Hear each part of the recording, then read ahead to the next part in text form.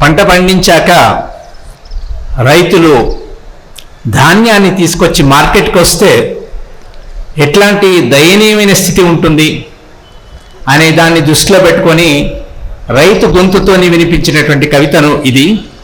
ధాన్యం ముందు కూర్చొని పొలాల్లో నాగలి వెనక నడిచి నాగటి చాళ్లలో పైరులా ఎదిగి ఇవాళ నగరం అంగట్లో నా ధాన్యం ముందు కూలబడ్డా నాగలి నాగరికతను పండిస్తుందని నమ్మా.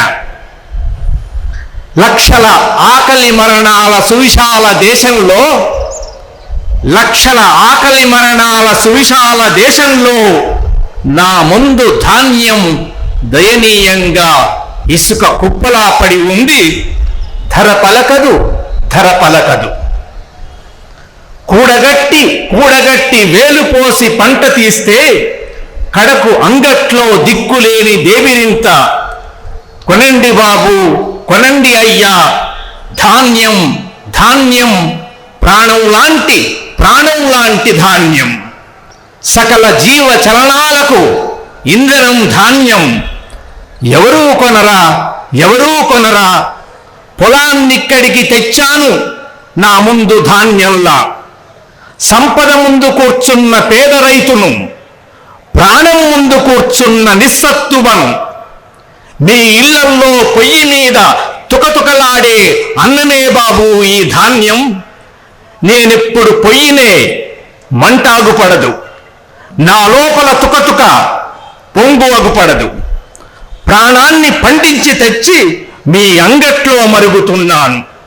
మీరేమో దర్జాగా వచ్చి ధాన్యం కుప్పను కెలికి ఈ మట్టేమిటని, ఈ దుమ్మేమిటని, ఈ పెడ్డలేమిటని, నాసిరకమని విసుక్కుంటూ కసురుకుంటూ పావలాకి పరక్కి ధాన్యం పోసి పొమ్మంటారు.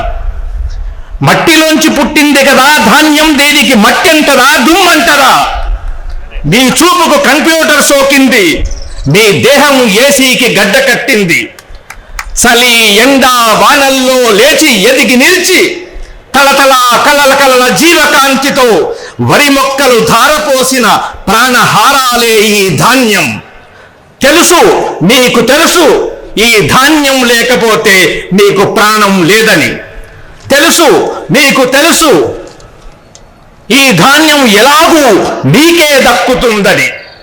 ఇలా కూలబడి డీలాబడి మీ చూపుల చివర్లకు వేలాడి మరిగి ఆఖరికి చల్లారి ఆకలికి తలొంచి సరే బాబు మీ ధరకే బాబు అని ఎలాగూ మీకే ధాన్యం అప్పచెబుతానని మీకు తెలుసు.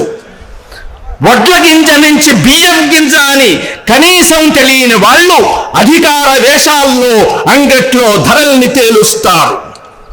ఇవాళ గిట్టుబాటంత పుచ్చు మాట మరోటి లేదని నా ఖాళీ చేతుల సాక్షిగా మీకు చెప్పగలను. ఒక్కసాయగా నిఖార్సైన నాగడి సాలుడు వేయలేని వాడు వ్యవసాయం మీద పొడుగాటి లెక్చర్లిస్తాడు. అసెంబ్లీలు దద్దరిల్లి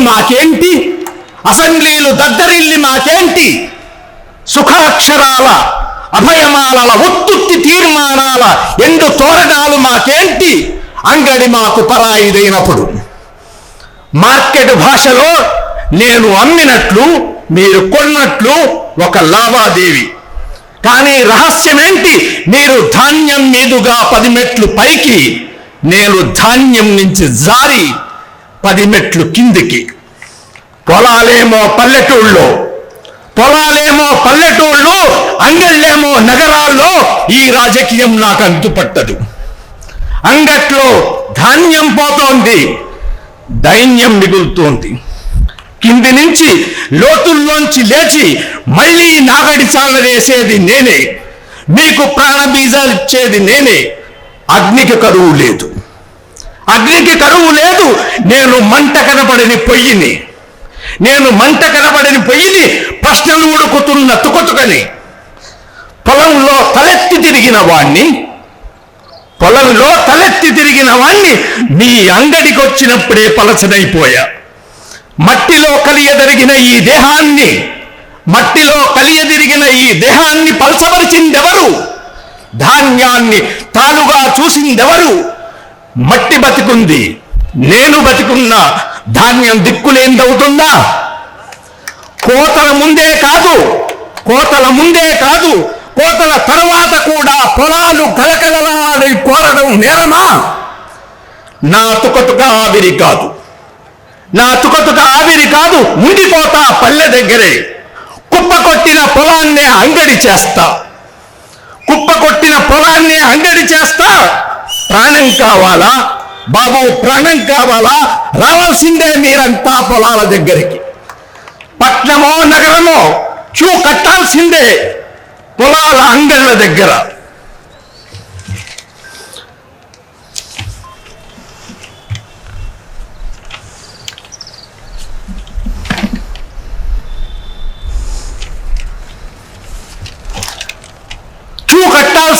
పొలాల అంగళ్ళ దగ్గర ధాన్యాన్ని ప్రాణాన్ని స్వీకరించి నాగడి చాళ్లలో నడిచి వెళ్ళండి. నాగరికత మొదళ్ళెక్కడో మీకు తెలుస్తాయి. ధాన్యాన్ని ప్రాణాన్ని స్వీకరించి నాగడి చాళ్లలో నడిచి వెళ్ళండి. నాగరికత మొదళ్ళెక్కడో మీకు తెలుస్తాయి. ధాన్యం మెరుపు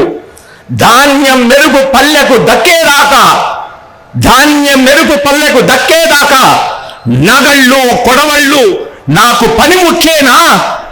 కాదు, ఆయుధాలు కూడా. నమస్తే.